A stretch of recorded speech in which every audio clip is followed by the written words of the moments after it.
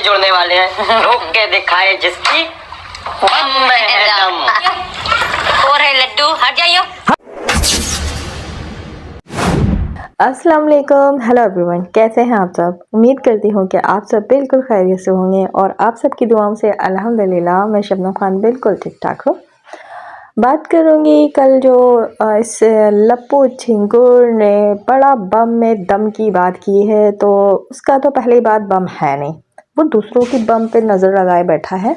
पहले लप्पू झिंगुर ये कहना चाहूँगी, अपने बम में तो दम पैदा कर ले, और जो तू दम दिखा रहा है ना, वो तेरे बम का दम नहीं है। अब जब लप्पू झिंगुर तूने बम के दम की बात कर ली है, तो चलो आज फिर बम पे ही बात कर लेते हैं। तो जिसके बलबूते पे तू दम की बात कर रहा है ना, उसके बम में है दम, वो भी एक पाकिस्तानी है। उसकी बलबूते पे तू यहाँ पे उछल रहा है, तो तुझे पता होगा अच्छे से एक पाकिस्तानी के बम में कितना दम है, जो कि इलीगल तरीके से घुस कर बैठ गई है तेरे घर में, और वो जो दम दिखा रही है उसके दम के बलबूते पर तू उछल कर बम की बात कर रहा है। और एक पाकिस्तानी के बलबूते पर तू अपने ही हिंदुस्तान के लोगों को चैलेंज कर रहा है। होश में तो है? ज़रा देख तू किसको चैलेंज कर रहा है। एक पाकिस्तानी घुसपैठिया के लिए पाकिस्तान इतना बुरा, पाकिस्तानी ऐसे, पाकिस्तानी वैसे, तो सीमा भगोरी भी पाकिस्तानी है। देख किस तरह अपने उंगलियों के इशारे पे तुझे भी नचा रही है। तो मीना फैमिली को, दल्ले भैया को, इंडियन सिस्टम को एक पाकिस्तानी घुसपैठिया ने नचा कर रख दिया है, और यहाँ पर अपने दम की बात कर रहा है। दम की बात करना ही है ना, तो पाकिस्तानी घुसपैठिया की दम की बात करके उसमें कितना दम है। तुझे जैसे लप्पू झिंगुर और दल्ले भैया जैसे सुप्रीम कोर्ट के एडवोकेट वकील को वो नचा रही है, तो यहाँ पर तू अपने दम की बात कर रहा है, दल्ले भैया के दम की बात कर रहा है। अगर ये एक घुसपैठिया पाकिस्तानी इनलीगल तरीके से तेरे हिंदुस्तान में घुस कर नहीं बैठी, तो तुझ में कहाँ से दम आता लप्पू झिंगुर। औकात मेरे औकात से बाहर मत आ। और जिसके लिए तूने बम की बात की है और दम की बात की है, दम तो तुझे नज़र आएगा आगे वक्त के साथ साथ, तुझे समझ में आ जाएगा कि तूने एक इनलीगल घुसपैठिया पाकिस्तानी के लिए क्या कर दिया है। अपने ही मुल्क हिंदुस्तान से गद्दारी की है तूने। और वो जो दल्ले भैया वो तो मुसलसल कर ही रहे अपने हिंदुस्तान से गद्दारी। मैं तो कहती हूँ उनका लाइसेंस कैंसिल हो जाना चाहिए और उसको उठाकर फेंक पाकिस्तान, ठीक है। फिर पाकिस्तान में हम देते हैं उस दल्ले भैया को लाइसेंस, क्योंकि उसको लगता है कि पाकिस्तान में जो औरतें हैं वो बड़ी परेशान हैं, बड़ी दुखी हैं। पाकिस्तान में औरतों पे बहुत जुल्म किया जाता है, और ये दल्ले भैया को बहुत हमदर्दी है पाकिस्तानी औरतों पे। इतनी हमदर्दी है कि हिंदुस्तान में रहते हुए आवाज़ उठा रहा है पाकिस्तानी औरतों पे, और कहता है कि सब औरतें आ जाएं, मुझे भाई बना लें, मैं सपोर्ट करूंगा, मैं देसी घी बना कर रखूँगा, मैं पराठों पे लगा कर खाऊँगा या फिर ब्रेड पर लगा कर खाऊँगा। फिर ये दल्ले भैया ये कहेगा कि जुल्मी में तेरे प्यार में पीछे पीछे आ गई, आ जाओ सब अपना घर बर्बाद करके, बच्चे छोड़ कर आ जाओ या बच्चे ले कर आ जाओ, लेकिन सपोर्ट जो है ये दल्ले भैया करेगा। हाँ, सपोर्ट इंडिया में रहकर करेगा। बात यह है कि ये पाकिस्तान नहीं आएगा, इंडिया में रहकर ये करेगा कि भागकर जो आएगी महिला फिर उसको यूट्यूब चैनल बना के देगा, सोशल मीडिया पर उसको फेमस करेगा और ठुमके लगाने पर मजबूर कर देगा, जिस तरह सीमा भगोरी ठुमके लगा रही है। और उस ठुमके के पैसे जो हैं इस दल्ले भैया के जेब में ही जा रहे हैं। अब एक भगोड़ी के ठुमके के पैसे इस दल्ले भैया के जेब में क्या गए कि इस दल्ले भैया के दिमाग जो है रोशन हो गए, 14 तबक बल्कि रोशन होगा, और ये ख़याली पुलाव बनाने लगा है कि मैं ऑफ़र करता हूँ अब हर एक पाकिस्तानी महिला को इसी तरह आ जाओ, इनलीगल तरीके से घुसपैठियों की तरह घुस जाओ और आकर चैनल चलाओ, ठुमके लगाओ और मेरा जेब गर्म करो। पाकिस्तान अगर ये आ जाएगा तो इस तरह यहाँ पर नहीं इसकी दाल गलने वाली ना, इसलिए ये कभी भी पाकिस्तान नहीं आएगा। अगर तुझे दल्ले भैया इतनी ही हमदर्दी पाकिस्तानी औरतों पर आ रही है ना, तो फिर पाकिस्तान आकर इनको बचा। पाकिस्तानी औरतों की बात कर रहा है ना तू, तो पाकिस्तान आकर पाकिस्तानी औरतों को बचा, वहाँ बैठकर दलाली मत कर। इस दलाली गिरी में ये रामू काका दल्ले भैया इतना अंधा हो चुका है कि अपने ही हिंदुस्तान की औरतों को जलील कर रहा है।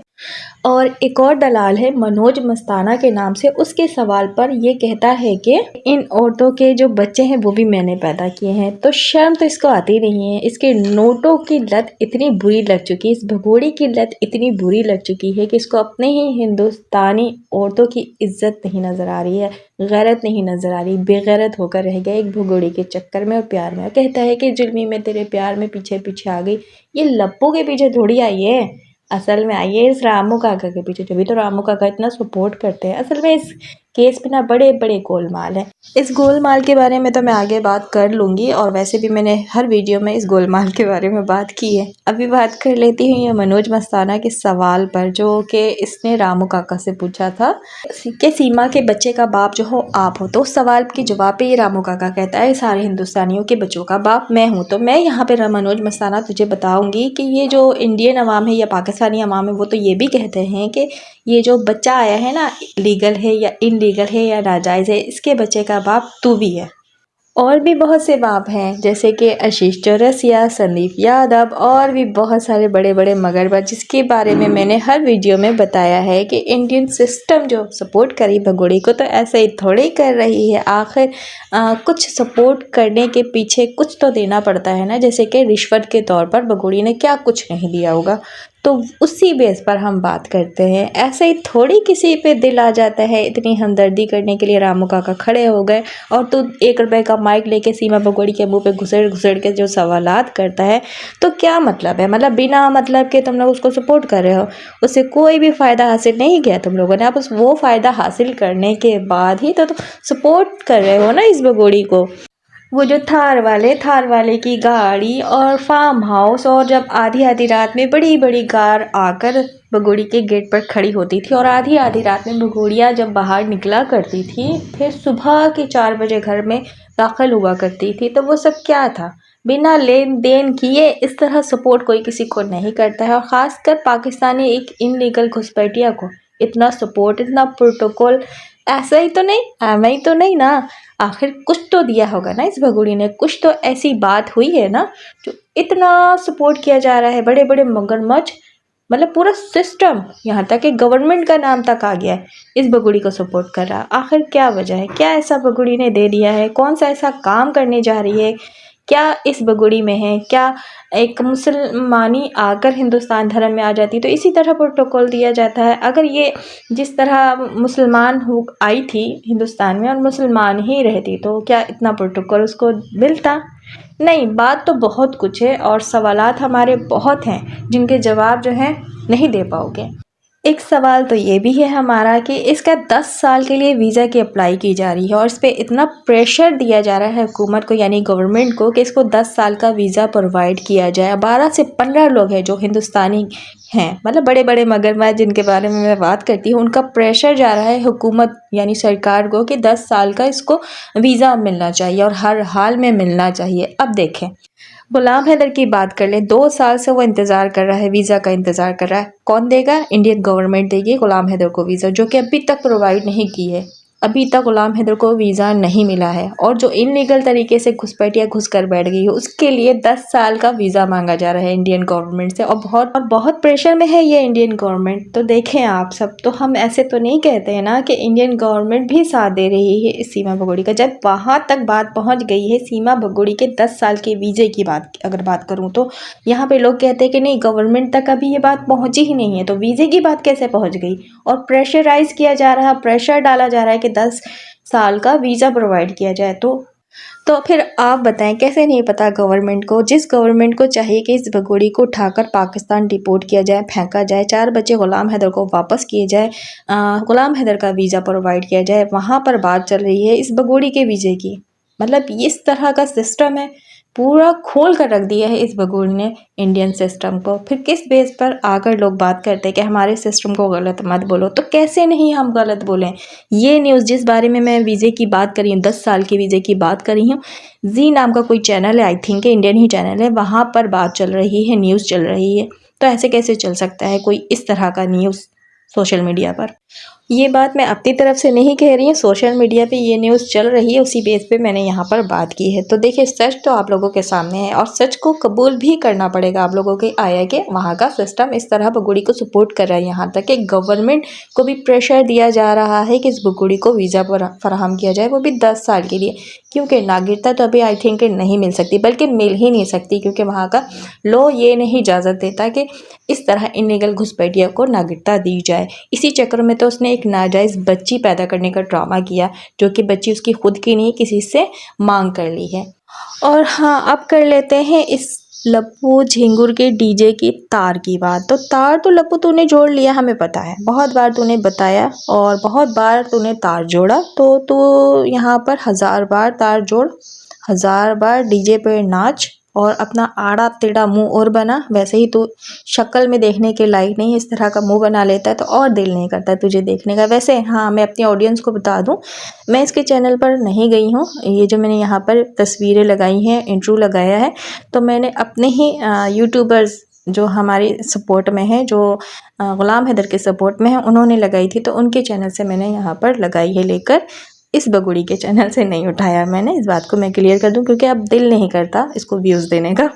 तो यहाँ पर मैं डीजे की तार की बात करी हूँ, तो 1000 बार डीजे की तार तू जोड़ ले, एक ना एक दिन ये डीजे के तार जो है वो कटेंगे तेरे। और जिस दिन ये तार कटेंगे तो उस दिन हमारे डीजे के तार जुड़ेंगे। लेकिन बगुड़ी की तरह ना ही हम ठुमके लगाएंगे और ना ही तेरी तरह आड़ा टेढ़ा मुँह करेंगे, बस हमारे तार ही जुड़ जाए, यही तेरे लिए बहुत होगा उस बगुड़ी के लिए।